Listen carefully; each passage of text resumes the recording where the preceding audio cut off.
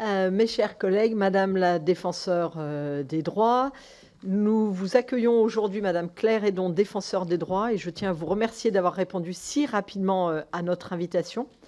Vous venez de publier le 28 janvier dernier une décision cadre sur la protection de l'enfance que je salue. Notre délégation aux droits des enfants a effectué de son côté pendant plus d'un an des auditions sur ce même sujet lors de la précédente législature. La protection de l'enfance concerne, rappelons-le, 396 900 enfants d'après vos derniers chiffres. C'est 20% de plus qu'il y a 10 ans, et cela concerne tout de même près de 2,6% des enfants français. Quand on sait que seulement 5% de ces enfants suivent un second cycle général ou technologique, qu'une jeune fille a 13 fois plus de risques d'avoir un enfant que les autres quand elle est mise sous protection, et qu'un sans-abri sur 4 nés en France a connu un parcours à l'aide sociale à l'enfance, on peut effectivement s'interroger sur l'efficacité de cette politique et plus généralement sur notre promesse d'égalité des chances. Dans votre décision, vous dénoncez des graves atteintes à l'intérêt supérieur et aux droits des enfants, à notre droit tout simplement. Ces mêmes faits sont dénoncés dans les rapports publiés depuis 5 ans, que ce soit ceux des parlementaires, notamment celui que j'ai réalisé en 2019, celui de la Cour des comptes, un modèle en matière de recommandations également, suivi de l'IGAS, et même vos anciens rapports, tous reprennent les constatations que nous faisons.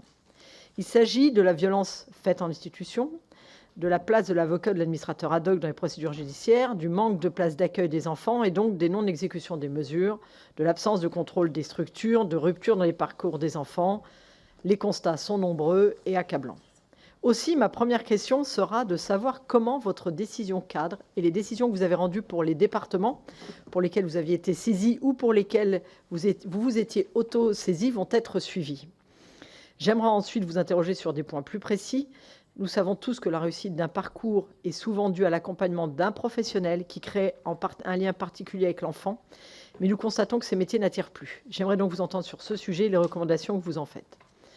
Ensuite, vous indiquez que l'enfant n'est pas toujours suffisamment informé de ses droits. Je partage complètement votre point de vue. Ça doit nous interroger quand on sait que la France a ratifié la Convention internationale des droits de l'enfant il y a plus de 30 ans. J'aimerais donc savoir quel levier vous avez identifié sur ce sujet. Vous plaidez également pour renforcer l'engagement conjoint entre l'État et les départements afin que les départements parviennent à une mise en œuvre plus efficiente de leurs moyens et de leurs ressources. Certains évoquent une renationalisation de la protection de l'enfance. Est-ce que vous avez regardé ce sujet et qu'en pensez-vous? Enfin, votre décision cadre contient 46 recommandations. Nous le savons, les modifications à apporter sont principalement d'ordre réglementaire. Nous, parlementaires, disposons du pouvoir législatif, même si on en voit les limites, quand certaines mesures législatives datant de presque 20 ans ne sont toujours pas appliquées. Je pense notamment, et vous l'avez évoqué dans votre rapport, le projet pour l'enfant. Dans ce cadre, quels moyens attendez-vous que nous mettions en œuvre, nous, parlementaires, pour appuyer vos recommandations? Vous exprimez vos inquiétudes sur les difficultés d'accès aux soins, et notamment en santé mentale, pour les enfants confiés à l'ASE, ainsi que sur la considération que notre société accorde aux politiques de la lutte contre la pauvreté, au soutien à la parentalité et à la protection de l'enfance. Je tiens à vous assurer que notre délégation aux droits des enfants sera à vos côtés sur ces sujets. Nous avons d'ailleurs 2 missions d'information en cours sur la santé mentale des mineurs et sur la pauvreté infantile. Nous suivons donc avec intérêt les travaux que vous avez rendus ces derniers jours. Je vous remercie encore une fois d'avoir répondu si rapidement à notre demande d'échange. Je vous laisse la parole pour un propos introductif et après, nous passerons aux échanges avec mes collègues. Je vous remercie. Merci beaucoup, Madame la Présidente, Mesdames et Messieurs les députés. Merci d'être là. Effectivement, j'ai un propos introductif qui ne va pas être trop long et on est prêt à répondre à vos questions. Et d'ailleurs, dans mon propos introductif, je vais déjà répondre à un certain nombre des questions que vous posez. Je suis accompagnée de Marguerite Orange, qui est la chef du pôle droits des enfants, qui est une magistrate de l'ordre judiciaire et qui a été juge des enfants, donc connaissant bien le terrain, et Victor Mancier, qui est mon chef de cabinet. D'abord, vraiment, ce qu'on a voulu dans ces décisions, c'est remettre le rôle de l'État au centre de cette question de la protection de l'enfance. C'est l'État qui est garant de l'application de la Convention internationale des droits de l'enfant et effectivement, le département est chef de file. Et nous, dans ces situations-là, défenseurs des droits, on veille au respect de l'intérêt supérieur de l'enfant. Ça vaut le coup de redéfinir un peu ce qu'on dit quand on parle de respect de l'intérêt supérieur de l'enfant. C'est le respect de ses droits à l'éducation, à la santé, d'être protégé contre toute forme de violence. Ce qui est très frappant, c'est que ces droits sont indissociables, interdépendants au nom du bon développement de l'enfant. C'est-à-dire qu'on ne peut pas saucissonner, entre guillemets, ces droits.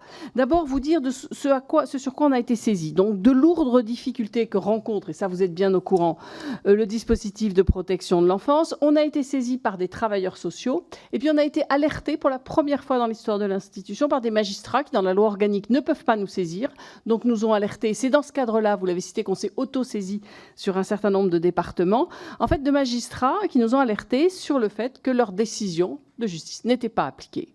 Que ce soit en accompagnement en milieu ouvert ou en placement, avec une saturation clairement du dispositif de protection de l'enfance. Ce sur quoi très concrètement on a été alerté, c'est des évaluations de situations de danger qui sont non réalisées, des délais de prise en charge de mesures éducatives à domicile. Donc je vous l'ai dit, des décisions de placement non exécutées faute de place, des accueils d'enfants dans des lieux non autorisés, des gîtes, des locations d'appartements, des hôtels, avec des éducateurs intérimaires. Des ruptures de lieux d'accueil, avec à la clé des déscolarisations, des ruptures de liens familiaux qui impactent fortement l'état psychique des enfants. Le non-respect du droit de visite d'un parent ordonné par le juge. L'enfant doit parfois attendre 5 mois pour que le droit de visite médiatisé de ses parents, décidé par un juge, soit effectif, et toujours, faute de place dans la structure désignée pour médiatiser la visite. Des maltraitances non prises en compte d'un enfant dans un établissement ou dans une famille d'accueil, qui renvoie au manque de contrôle, au manque de moyens d'ailleurs aussi pour contrôler et les établissements et les familles d'accueil. Je voudrais insister sur les conséquences dramatiques avec un exemple très précis d'un enfant de 3 ans qui est décédé à son domicile alors qu'il faisait l'objet d'un placement qui, faute de place, n'avait pas été exécuté.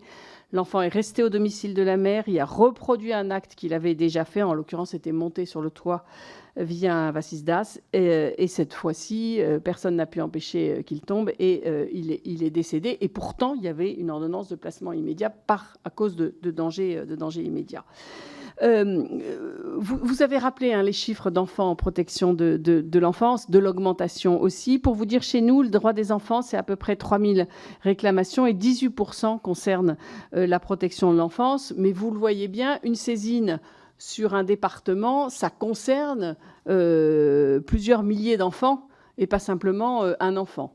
Et donc, nous avons rendu, vous l'avez dit, une décision cadre, et cette décision par département. On est en enquête sur 14 départements.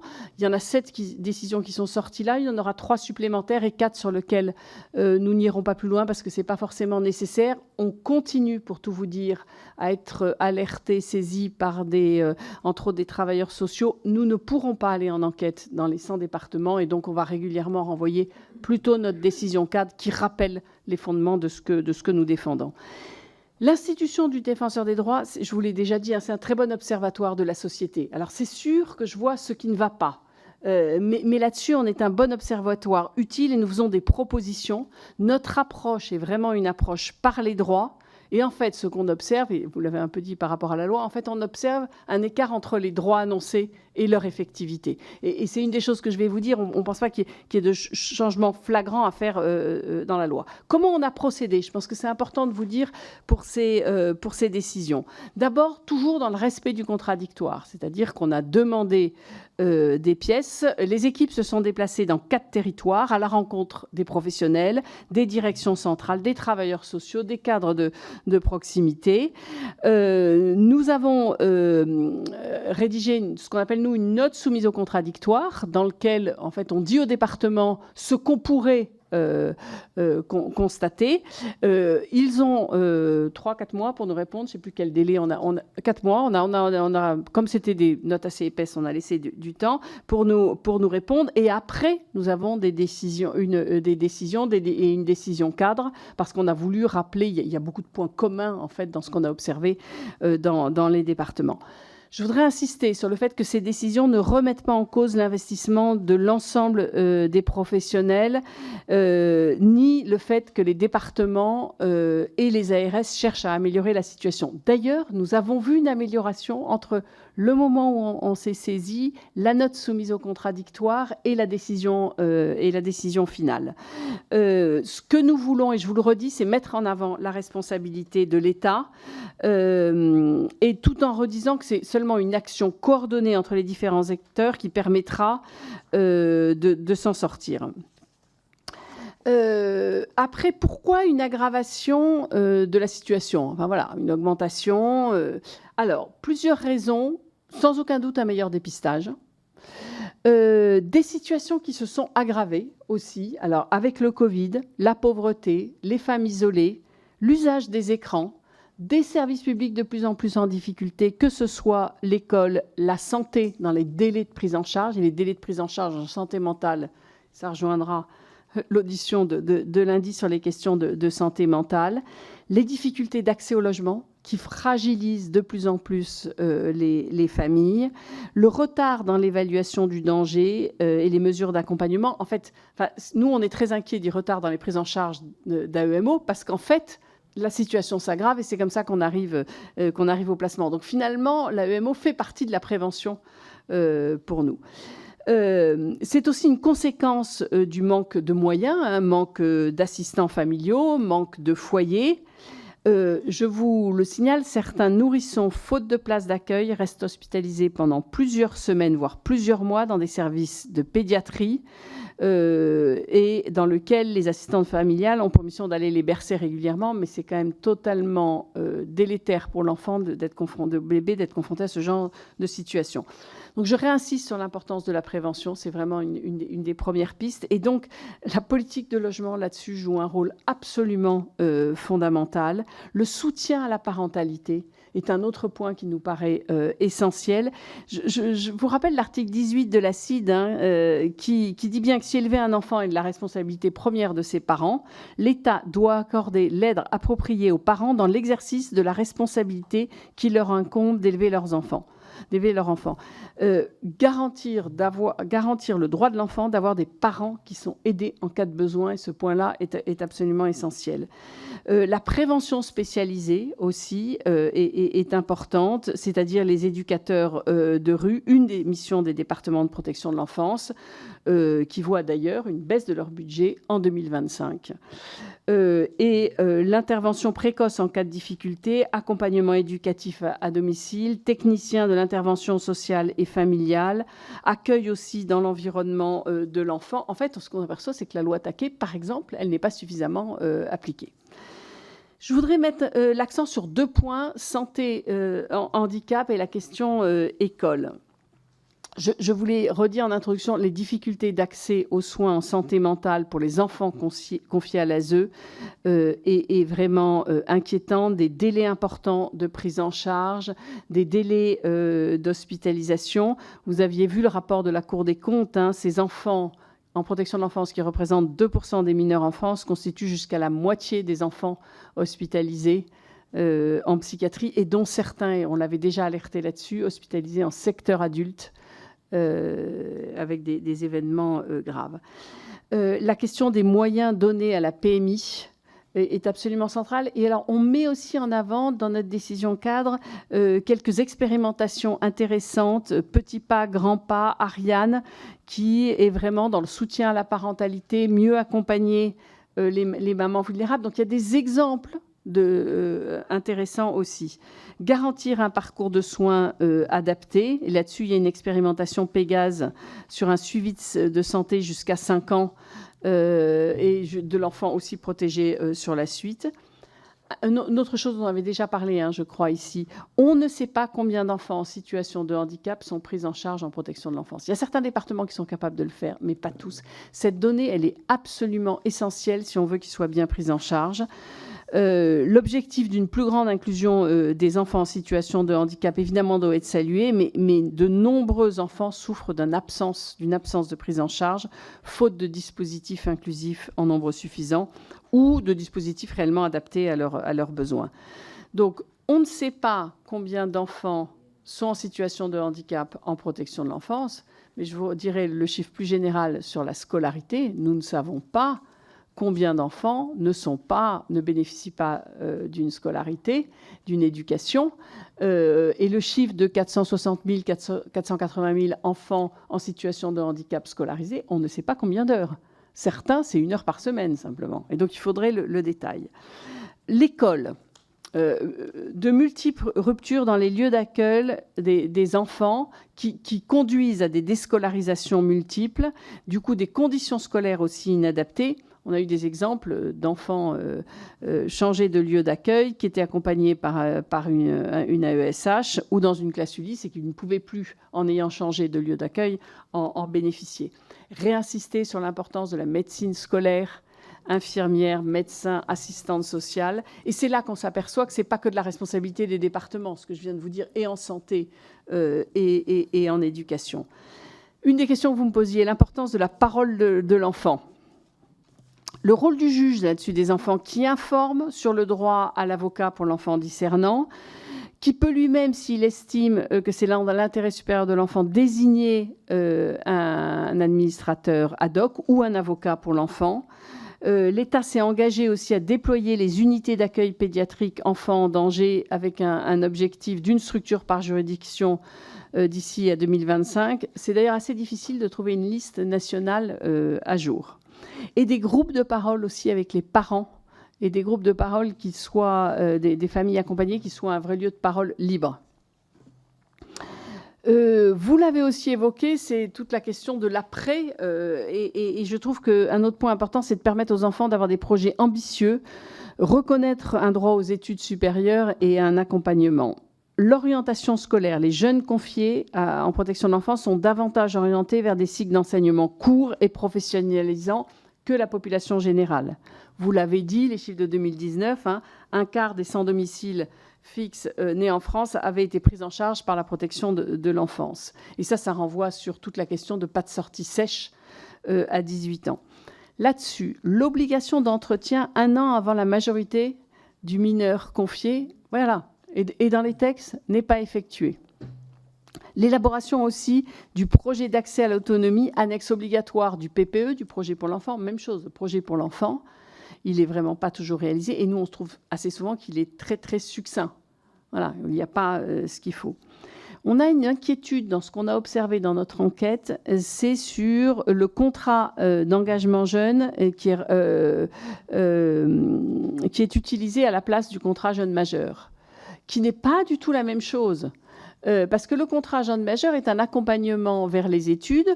Le contrat d'engagement jeune, ce n'est pas dans le cadre de poursuivre des études, mais sur une orientation travail. Là, toute la question du pécule allocation de rentrée scolaire et les difficultés que les jeunes ont à le récupérer.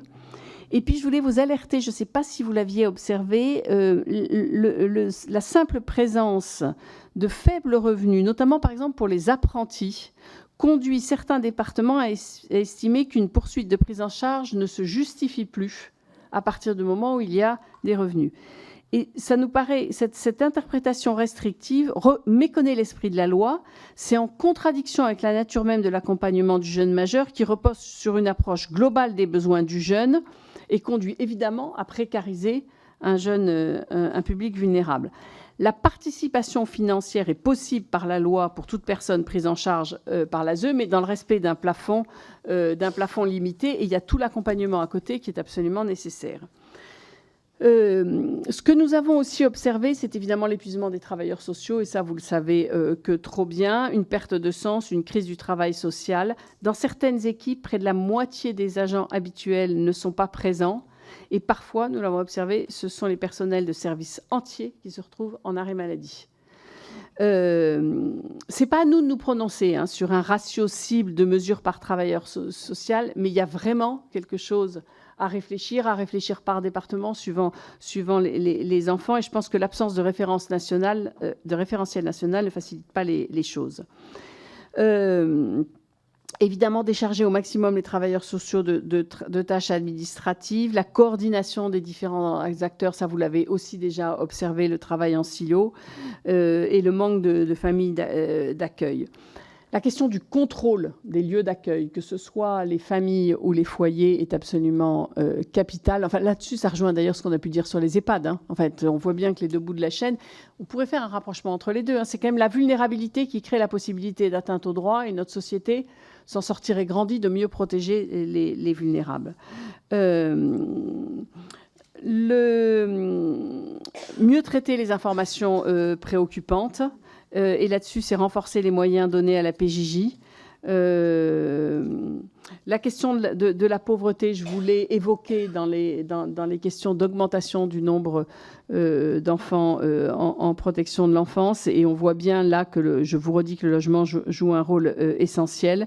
Et l'enjeu d'ailleurs plus global, hein, c'est l'accès aux droits et à l'ensemble des droits et l'interdépendance des droits qui caractérisent les situations de pauvreté qui ont plus de mal à accéder à leurs droits. L'importance des places en crèche, là-dessus, est absolument capitale. Que les parents soient en emploi ou ne soient pas en emploi, l'accompagnement pendant la scolarité. Je vous redis, parce qu'il y a eu une petite accusation qu'on a pu sentir sur une inquiétude que ces décisions soient entre guillemets à charge. On est conscient de la difficulté, des difficultés des missions exercées par les professionnels. On salue leur engagement au quotidien. Et vraiment, je veux redire que la protection de l'enfance est l'affaire de tous. Les départements sont concernés en premier chef, mais l'État doit en assumer les responsabilités devant les instances internationales. Et évidemment, ce qui est frappant, c'est que c'est au croisement de nombreuses politiques publiques qui relèvent justement de la compétence de l'État, la solidarité, la justice, l'éducation nationale, la santé. La protection de l'enfance, et vous le savez que trop, est principalement financée par les départements. On s'est penché sur la question, vous savez, des départements qui ont contractualisé avec l'État. Et alors là, c'est quand même totalement impressionnant de ce que, dans ce cadre-là, l'aide de l'État est vraiment minime. C'est moins de 2% du budget consacré par le département à la protection de l'enfance. Donc c'est une aide vraiment, vraiment minime. Et alors, j'en viens un peu, je vous en ai cité quelques-unes de recommandations, mais de revenir sur les recommandations. D'abord, c'est pas de réforme législative, mais vraiment un problème d'effectivité de la loi. En gros, il y a ce qu'il faut dans la loi. Il y a des recommandations qui sont adressées à l'État, aux départements, certaines communes, aux ARS, aux préfectures. Je vous ai dit, pas de recommandations de modifications textuelles substantielles. Il y en a quand même 2 qui pourraient donner lieu à des modifications réglementaires ou législatives. Je pense qu'il faut initier des travaux sur les missions et le statut des administrateurs ad hoc, et de clarifier et simplifier le régime légal relatif au contentieux de la responsabilité de l'État et des départements en cas de défaillance de l'ASE dans la prise en charge des enfants. C'est les 2 points sur lesquels il pourrait y avoir des modifications ou réglementaires ou législatives. Je trouve que... Et alors après, dans nos recommandations, je vous l'ai dit, impliquer les familles, enfants, travailleurs sociaux à l'élaboration des politiques publiques de protection de l'enfance, agir à plusieurs niveaux, former l'intégralité des acteurs, renforcer les politiques de solidarité, traiter toutes les informations préoccupantes, renforcer les services sociaux des établissements, renforcer les actions de prévention et de lutte contre la prostitution et la traite des êtres humains. C'est un point absolument essentiel et je mets les 2 ensemble parce qu'ils sont parfois fortement liés.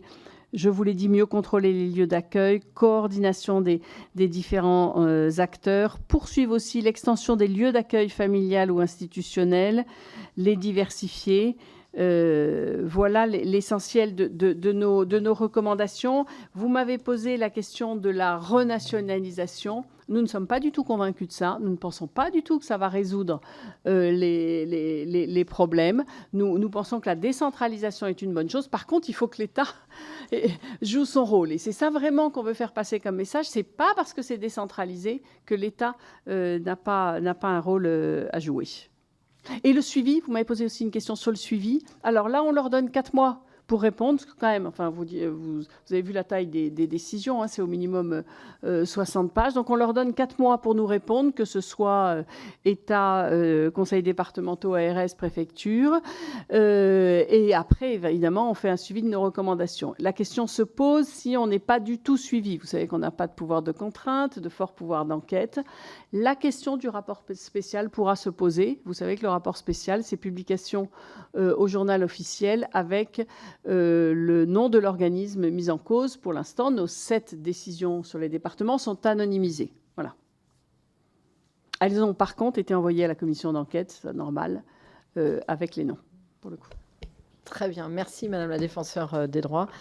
Je vais donner la parole aux responsables de chaque groupe. Je vais donner la parole déjà au groupe EPR et à Madame Nicole Dubré-Chirat. Pour les autres, faites-moi signe qui prend la parole dans vos différents groupes.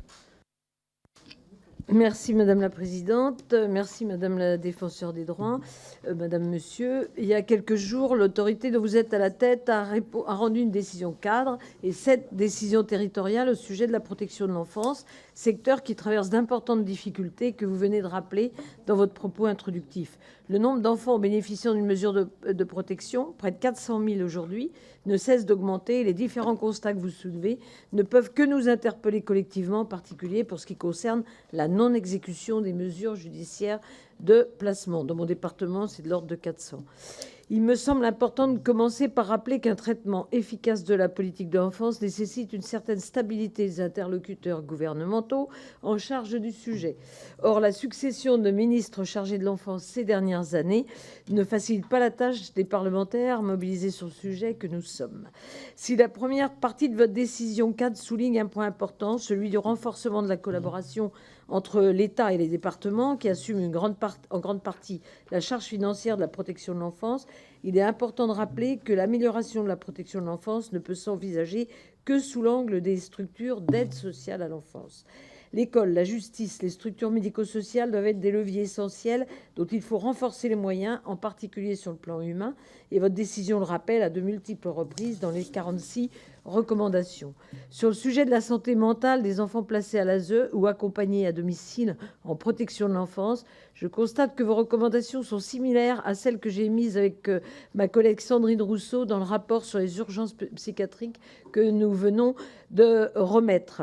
L'accès des enfants protégés à un accompagnement par des professionnels en santé mentale et l'engagement d'une stratégie de repérage et de dépistage, notamment en milieu scolaire, je vous rejoins, sont essentiels, car lorsqu'un adolescent est hospitalisé aujourd'hui pour des troubles de santé mentale, il s'agit dans un cas sur deux d'un mineur protégé.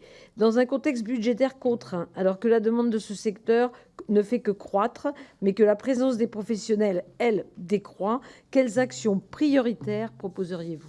Je vous remercie. Merci beaucoup. Je passe la parole au groupe LFI avec Madame Zaya Hamdam. Oui, c'est bon. Madame la Défenseure des droits, chers collègues, je tiens à vous remercier pour votre engagement en faveur de la protection de l'enfance. Votre récente décision cadre portant notamment sur la scolarisation des enfants en situation de handicap met en lumière des atteintes graves à leurs droits fondamentaux. Dans mon département, comme ailleurs, les collègues peuvent en témoigner, des milliers d'enfants restent sans accompagnement ou subissent des ruptures dans leur suivi, faute de moyens et d'une véritable reconnaissance du métier d'AESH. Cette situation bafoue les principes posés par la loi de 2005 et aggrave les inégalités d'accès à l'école. Vous appelez l'État à agir pour garantir un accompagnement continu et adapté. Or, malgré les alertes des familles et des professionnels, le gouvernement persiste à ignorer l'urgence de cette crise. Pensez-vous que la création d'un véritable statut d'AESH dans la fonction publique, avec une formation et une rémunération décente, pourrait être une réponse efficace à ces manquements? Que recommandez-vous concrètement pour contraindre l'État à respecter enfin ses obligations? Je vous remercie. Je passe la parole pour le groupe écologique à Monsieur Arnaud Bonnet. Oui, bonjour. Bonjour Madame la Présidente, bonjour Madame la Défenseure des droits. Il y a quelques jours, Madame la Défenseure des droits, vous avez jeté un pavé dans la mare avec votre décision cadre relative à la protection de l'enfance, et votre rapport finalement n'a pas révélé de surprise, tendu un miroir de plus au pouvoir public pour regarder en face le délitement honteux de notre protection sociale des enfants. Non, il ne s'agit pas à quelques endroits de départements en difficulté. Non, il ne s'agit pas de quelques cas isolés, mal gérés par des éducateurs. Non, il ne s'agit pas de situations tellement terribles. Je reprends ça au drame de Lily, notamment. Mais ce sont des situations qui ne sont pas exceptionnelles et qu'il faut régler. Et non, ce ne sont pas des incompréhensions des textes et une meilleure information dont les professionnels ont besoin. Toutes les semaines, je le vois en siégeant en commission d'enquête sur les manquements de l'ASE ou dans cette même délégation, le problème est systémique. On demande au département de se raccrocher à des lois pour lesquelles l'État ne donne pas les moyens et la structuration nécessaires pour les appliquer. Les professionnels, tant bien que mal, tentent d'accomplir leur mission. Les enfants et les parents se retrouvent dans des difficultés qui sont insoutenables. Et Merci à vous, en tout cas, pour ce rapport. Merci à vous. Oui, je me coupe parce que, désolé, j'ai une migraine, je suis sous traitement, c'est un peu compliqué du coup. Mais ma question est la suivante. Ne croyez-vous pas, moi je le crois, que nous avons besoin que l'ensemble de notre société s'engage pour prendre en compte la situation de nos enfants? Et là, je ne pense pas seulement à la situation de l'ASE, mais également de l'éducation nationale et de tous les autres endroits où les enfants de notre pays se trouvent. Merci à vous. Merci beaucoup pour le groupe socialiste, Madame Florence Herouin-Léautey. Merci Madame la Présidente, Madame Maison. Je voulais revenir sur ce que vous avez pointé tout à l'heure en termes de nécessité d'avoir des projets qui soutiennent les parentalités et des projets qui se recentrent autour de l'enfant et de ses besoins. Et le soutien aux parentalités, pour moi, est une impérieuse nécessité. Je ne l'ai pas trop entendu dans vos propos, mais il me semble que les communes sont vraiment en première ligne sur ce sujet. Elles sont très positionnées parce que d'abord, elles sont le premier interlocuteur bien souvent. Elles sont en charge des crèches, du premier degré. Donc, elles sont des repères de proximité dans la vie des familles et des enfants. Et ces politiques de soutien aux parentalités, qui sont aussi des politiques de soutien au lien social et de tout ce qui se vit dans les lieux d'éducation populaire, dont on entend trop peu parler aujourd'hui, qui ont toute leur place aux côtés de l'école, pour faire corps avec les familles et offrir des lieux d'éducation et des lieux de fabrique du commun, où on apprend énormément de choses, même si ce ne sont pas des savoirs académiques. Et j'aimerais vous entendre sur le sujet. Je vous remercie. Merci beaucoup. Et pour finir ce premier tour de table pour le groupe GDR, Madame Soumia Bouroua. Merci Madame la Présidente. Tout d'abord, Madame Hédon, je tiens à vous remercier pour votre engagement en faveur de la protection de l'enfance, vous et vos équipes. Je pense qu'on est tous d'accord, votre travail est essentiel pour mettre en lumière les défaillances du système et exiger des améliorations qui soient concrètes sur la protection de l'enfance. Vous avez cité de nombreux chantiers à ouvrir dans vos préconisations et on constate tous que le budget n'est pas à la hauteur, mais également qu'il faudrait revoir la structuration. Pour l'instant, force est de constater que nous ne donnons pas encore les moyens. Je pense aux enfants placés qui sont souvent déjà fragilisés par des violences ou des difficultés familiales. Ils ont besoin d'un cadre stable et protecteur. Pourtant, malgré les décisions de justice censées garantir leur sécurité, celles-ci sont parfois ignorées ou appliquées avec retard. Pourtant, vous l'avez dit, l'État est garant de cette protection et les départements en sont les premiers chefs de file ou responsables. Comment vous pouvez expliquer qu'en 2024, on en soit encore là?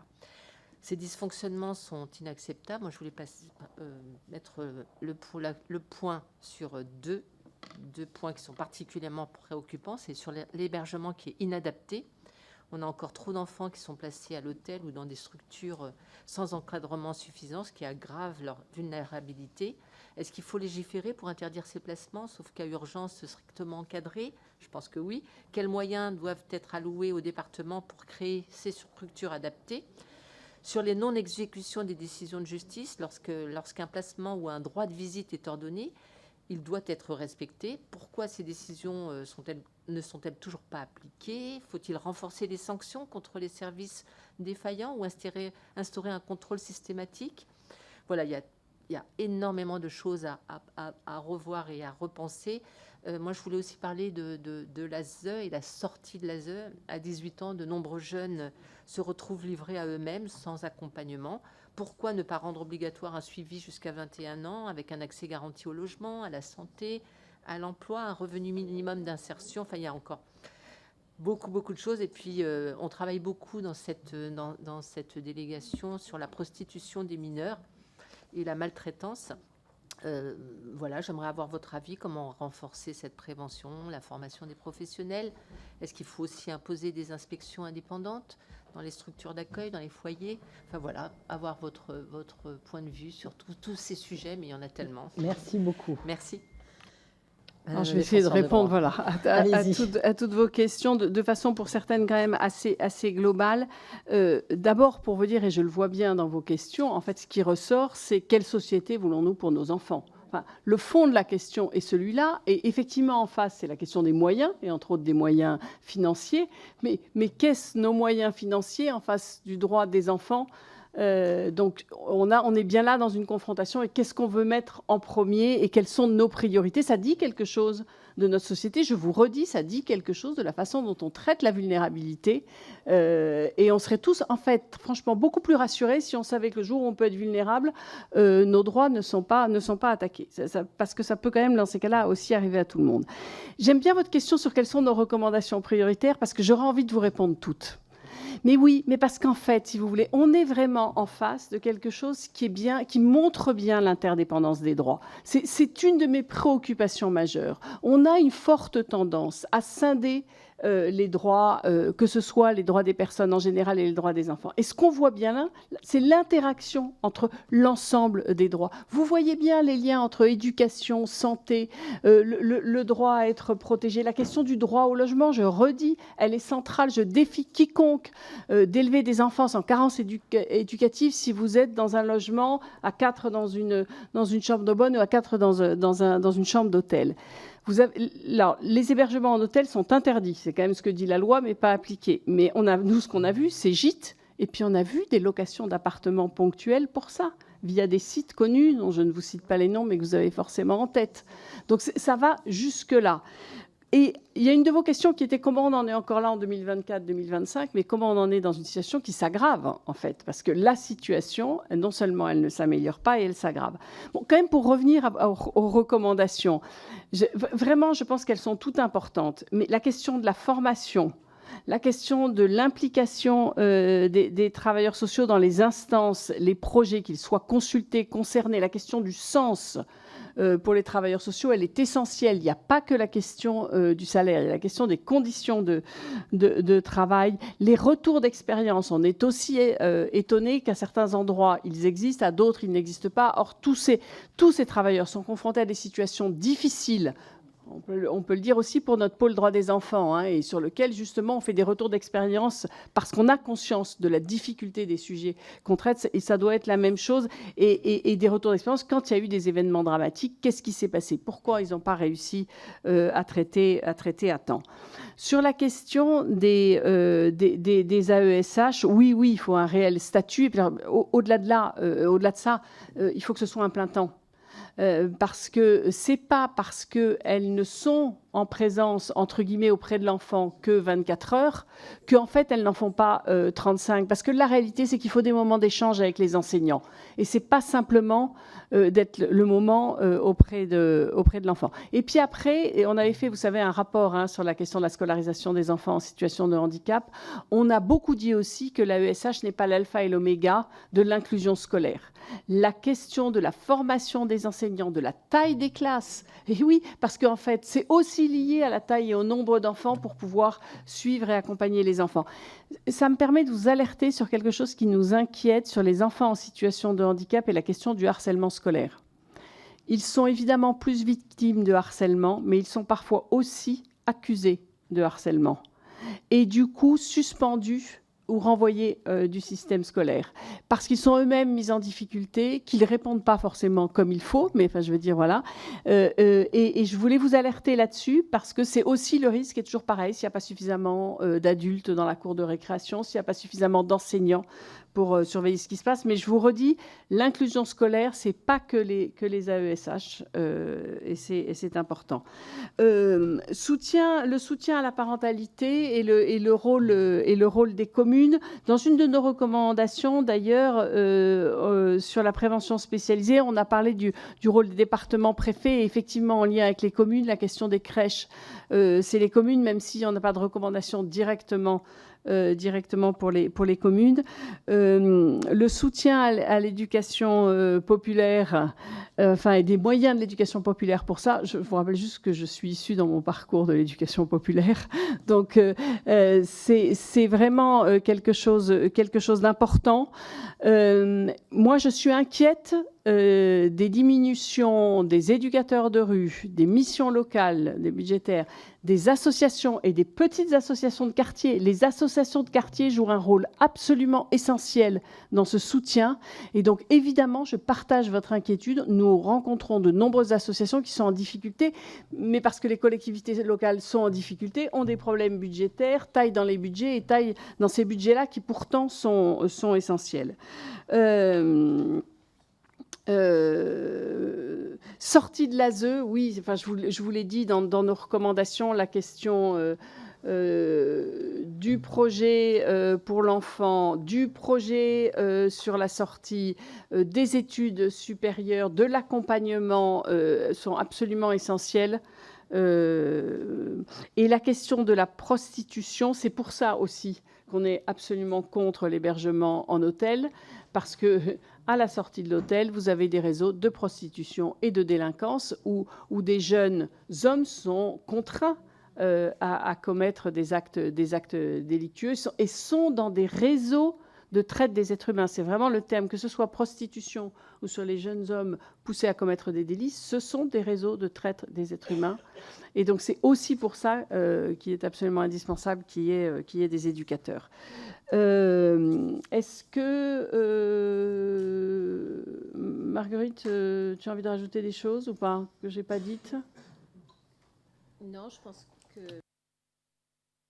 Arrivé là, vous posez, c'est vrai qu'on se pose tous cette question et qu'on se l'est posée également à travers ces travaux. On voit combien, et on le souligne aussi dans le rapport, la crise sanitaire a pu à un moment mettre le focus et du coup précipiter un peu aussi les situations, la complexité de ces situations. Et on insistait notamment sur cette coordination parce que ce que nous remontent beaucoup de professionnels, c'est en effet des situations qui, alors, se complexifient, en tout cas de leur regard, même si c'est toujours compliqué à objectiver, mais avec des enjeux nouveaux que vous avez bien en tête, l'usage des écrans par les parents, même avec les tout-petits, avec les défis, en effet, de lier les dangers de la prostitution, etc., les difficultés en santé mentale de nombreux jeunes, qui, du coup, les séparations aussi conflictuelles. Beaucoup de travailleurs sociaux nous ont insisté là-dessus pour dire combien c'était compliqué à prendre en charge et combien tous ces défis, en réalité, face à des services qui sont tous en tension, exigent cette coordination. Et cette coordination, elle exige de la méthode. Et cette méthode, il faut aider des acteurs de terrain à la trouver parce que en l'état, en tout cas, je pense qu'ils sont trop submergés par les difficultés pour réellement arriver à la poser. Or, ça ne s'improvise pas, travailler avec d'autres. Tout le monde parle de coordination depuis des années, les rapports se succèdent. Voilà, c'est comment, à un moment, on arrive à la mettre en œuvre, à l'inscrire dans les cultures professionnelles et la manière de travailler ensemble. Donc voilà, peut-être insister là-dessus. Peut-être juste vous préciser sur notre recommandation sur la responsabilité, parce que c'est un peu autour de ça aussi, on s'interrogeait sur quels moyens, face à des défaillances de département, les personnes concernées, qu'est-ce qu'elles ont comme recours judiciaire. Et on avait été notamment, nous, alertés dans les situations sur lesquelles s'est penché le tribunal des conflits en 2023, où le tribunal des conflits vient dire quand il y a une mesure, un jeune qui est suivi en tutelle ou en assistance éducative par l'ASE, mais dans le cadre d'un mandat judiciaire, c'est le juge judiciaire qui est compétent et pas le juge administratif. Voilà, ce qui vient, selon nous, créer des ruptures selon le moment où on se trouve, en amont, en aval, quid après pour le contrat jeune majeur, donc très complexe pour la personne. Et puis, avec tout le régime de la faute lourde, qui est inhérent à cette responsabilité devant le juge judiciaire du magistrat et de la faute non détachable de l'action judiciaire, et qui, pour des mineurs, nous semble éminemment compliqué à démontrer. Donc peut-être insister là-dessus pour des actions législatives. Merci. Je me permettrai juste de compléter, si des collègues ont une question supplémentaire, qu'ils n'hésitent pas à me faire signe. Vous parlez à plusieurs reprises de mauvaise connaissance des droits par les enfants eux-mêmes. On a parlé de l'administrateur ad hoc. Vous parlez un petit peu de l'avocat. Vous savez, nous sommes plusieurs à plaider pour que chaque enfant en situation éducative ait un avocat. J'aurais aimé vous entendre sur ça, mais aussi s'il y a d'autres manières d'agir pour que les enfants connaissent leurs droits. Et je pense que c'est important. Ensuite, ma collègue, en parlant du handicap, vous avez dit qu'on ne savait pas comment trop on agit quand l'enfant est harcelé et harceleur, mais ça pose plus généralement, je trouve, le sujet des enfants victimes-auteurs ou auteurs-victimes, qu'on ne sait pas vraiment traiter encore dans notre pays, et notamment la justice. Ils sont soit victimes, soit auteurs, mais souvent on se rend compte qu'ils sont les deux. Et donc, est-ce que vous avez des recommandations sur peut-être comment traiter ces enfants-là? Et vous parlez coordination, j'ai vu que vous aviez un chapitre sur les conseils départementaux de protection de l'enfance qu'on avait promu au niveau de la loi d'Adrien Taquet. On avait espéré même que ce soit une généralisation, mais on passe par une expérimentation. Et donc, voilà, avoir votre retour, vous dites que c'est voilà, plutôt un bon retour, c'est plutôt intéressant, et j'espère qu'on pourra aller assez rapidement vers une généralisation, parce que les ODPE, c'est vraiment descendant, alors que là, les CDPE, ça serait vraiment une coordination où on oblige les services préfectoraux à prendre leurs responsabilités. Et si vous pouviez m'aider dans une recommandation pour que tout ça se fasse, on a au niveau des départements, parce que c'est pas législatif, sinon on l'aurait fait, on a au niveau des départements des délégués aux droits des femmes, côté préfectoral. Je pense qu'il serait bien qu'on ait des délégués aux droits des enfants, parce que si on veut que les préfectures reprennent leur place au niveau des départements, encore faut-il qu'ils aient des effectifs qui connaissent cette politique spécifique des droits des enfants. Or, depuis la décentralisation, on a perdu tous les effectifs de la DAS. Donc, dans certains départements, il en reste encore les plus âgés qui vont partir. Mais je pense que si on veut amener cette coordination, il faut qu'on ait des responsables dans chaque préfecture. Voilà. Et Nicole voulait réintervenir très vite. Complément de question par rapport au soutien à la parentalité, parce qu'en fait, on se rend compte qu'il y a des tas d'organismes, des tas de lieux qui font du soutien à la parentalité, mais dont on ne sait pas exactement ce qu'ils font et qui ne sont pas forcément non plus coordonnés. Donc, est-ce qu'on n'aurait pas aussi quelquefois moyen de regrouper les forces pour être plus pertinent plutôt qu'être aussi éparpillé que ça? Et j'ai Madame Standbach-Ternoir qui a demandé à prendre la parole. Merci Madame la Présidente et merci beaucoup Madame la Défenseure des droits pour votre travail et votre engagement. Je voulais revenir sur la difficulté d'accès aux soins en santé mentale que vous avez évoquée, donc pour les enfants qui dépendent de la protection de l'enfance, parce qu'effectivement, donc notamment la saturation de la pédopsychiatrie, du médico-social, ça participe forcément aux difficultés rencontrées dans les établissements d'accueil relevant de la protection de l'enfance, et bien souvent, faute de prise en charge adaptée et dans les temps de ces enfants, de ces jeunes protégés, on assiste à une dégradation de leur santé mentale et physique, avec du coup qui favorise forcément les passages à l'acte, augmente la probabilité de recours aux urgences psychiatriques et à l'hospitalisation, etc. Et effectivement, donc plus d'un enfant sur deux pris en charge par l'ASE souffrirait au moins d'un trouble mental. Le rapport de 2023 donc, de la Cour des comptes sur la pédopsychiatrie estime que la moitié des adolescents hospitalisés à temps complet en psychiatrie sont issus de l'ASE. Et en plus, l'insuffisance de l'accès aux soins pour ces jeunes se conjugue avec un manque de prévention, de détection des troubles psychiques. Et du coup, donc, les jeunes de l'ASE sont souvent pas pris en charge à temps en ambulatoire, ce qui les conduit donc souvent à recourir aux services psychiatriques en urgence de manière plus importante. Et dans votre rapport de 2021, Santé mentale des enfants, le droit au bien-être, vous recommandiez de renforcer la pluridisciplinarité et le partenariat donc, dans la prise en charge des enfants protégés à l'ASE en établissant un projet pour l'enfant et de renforcer donc, la présence de personnel de santé dans les établissements d'accueil relevant de la protection de l'enfance. Et donc voilà, je voulais vous demander quelles étaient les recommandations que vous pourriez formuler pour améliorer donc, justement cette articulation entre les professionnels des champs socio-éducatifs et médico-psychologiques. Est-ce que, par exemple, il faut rendre obligatoire la rencontre avec un psychologue ou un psychiatre dès les premiers jours de prise en charge à l'ASE? Est-ce qu'il faut envisager la prise en compte d'une double vulnérabilité pour prioriser les enfants protégés dans l'accès, par exemple, au CMP et aux établissements spécialisés médico-sociaux?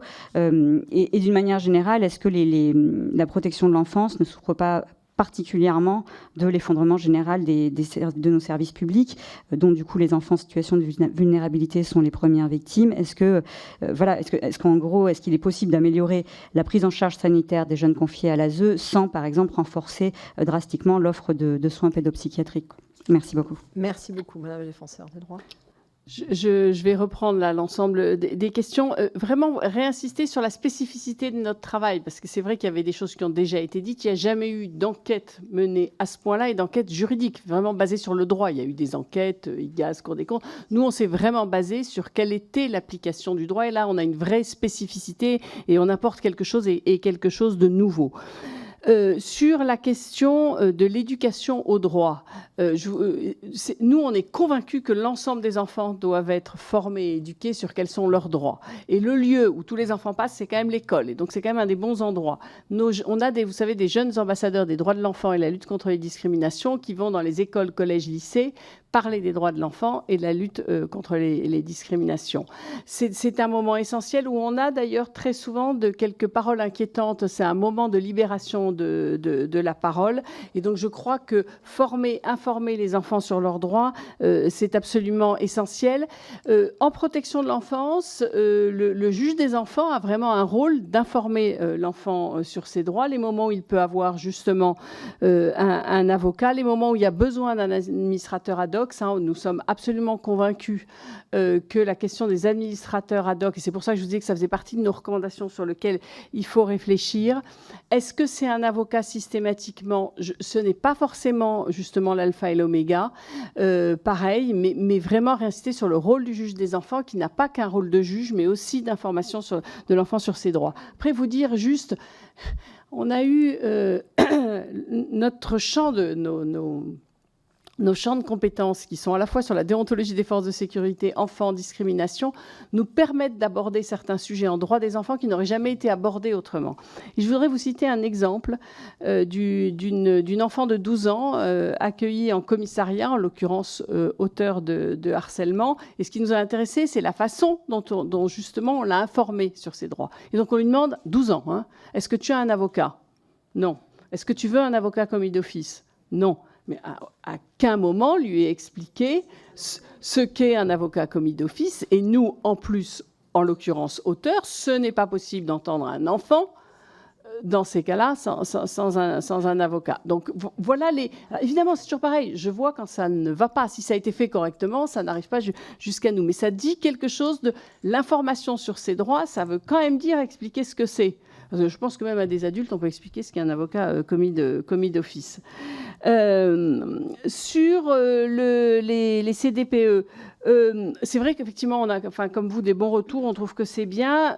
Supprimer l'ODPE, il a quand même de multiples missions de formation sur les données, les schémas départementaux. Oui, voilà. Quoi? Non, exactement, voilà. Garder l'ODPE, mais les CDPE, effectivement, nous avons sans aucun doute vu un mieux. Un délégué aux droits des enfants dans les préfectures, on ne s'est pas posé la question, mais ce n'est pas inintéressant votre proposition, parce que ce qui est sûr, c'est qu'il y a un problème dans les préfectures sur le rôle du préfet aussi sur ces questions de protection de l'enfance. Et c'est pour ça que je vous redis que dans ces décisions, on a vraiment voulu remettre l'État au centre du jeu sans parler d'une recentralisation, parce qu'il a un rôle essentiel à jouer et qu'il s'est probablement un peu trop dégagé là-dessus de ses responsabilités. Qu'est-ce que vous m'avez redemandé comme soutien à la parentalité sur les différents acteurs? Oui. Alors, je ne sais pas si c'est forcément regroupé. La question, à chaque fois, c'est les moyens qui sont consacrés. C'est qu'est-ce que font les travailleurs sociaux dans ce domaine? Quel accompagnement existe? C'est pas tant la dispersion que la réalité de ce soutien à la parentalité qui n'est pas forcément effectif. Sur les soins en santé mentale, moi je suis très frappée dans mes différents déplacements, et j'ai en tête quand on a fait notre dernier Place au droit à Marseille, quartier nord de Marseille, ou dans le 2e arrondissement, quartier particulièrement défavorisé, des délais d'attente en CMP, CMPP de plus de 2 ans. 3 ans pour avoir une orthophoniste. Alors, on n'est pas sur la question de la santé mentale, mais enfin sur la question de la réussite au CP, si vous avez besoin d'une orthophoniste et que vous y avez accès 3 ans après, c'est excessivement délétère. Alors, on va toujours là-dessus vous répondre, mais on manque de pédopsychiatres et de psychologues. Certes, mais moi je suis alertée par un certain nombre de pédopsychiatres sur le fait qu'ils avaient la personne qu'ils voulaient faire rentrer dans leur service et ils n'ont pas eu le budget ou les emplois pour les faire rentrer. Donc la raison on manque de psychiatre ou de psychologue n'est absolument pas la seule réponse. Manifestement, il y a toujours une question des moyens qui sont mis. Et sur les échanges, peut-être que je te laisse répondre, Marguerite, sur les échanges entre le médico-social, l'éducatif. Oui, santé mentale, vous posiez un peu cette question de priorisation des enfants confiés ou en tout cas pris en charge. Alors, c'est des questions sur lesquelles on reste assez prudent, d'une part parce que nous, on perçoit combien les difficultés, comme on l'a souligné en début de cet échange, sont en réalité dépassent largement les enfants de la protection de l'enfance. Donc, pour en tout cas prioriser certaines places, voilà, ça nous semble... Alors, autant, je crois que vous aviez un peu aussi en tête sur des crèches, notamment les places en crèche, de pouvoir faciliter l'accès de ces enfants. Ça nous semble intéressant parce qu'on voit que c'est des enfants qui, souvent, de fait, ne se trouvent pas, du coup, pris en charge dans les structures municipales ou associatives. Voilà, autant fixer des quotas... voilà, en tout cas, c'est pas forcément la première solution à notre sens.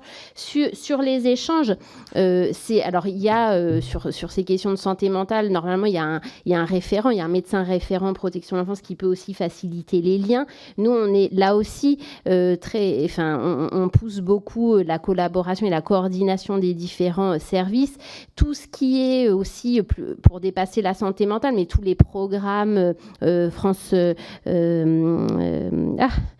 santé protégée, Pégase, enfin selon les âges, etc., nous semble aller dans le bon sens parce que précisément, ils favorisent tout cela. Ce qui est essentiel, c'est que les professionnels se connaissent, arrivent à s'identifier, à pouvoir s'appeler s'il y a un souci.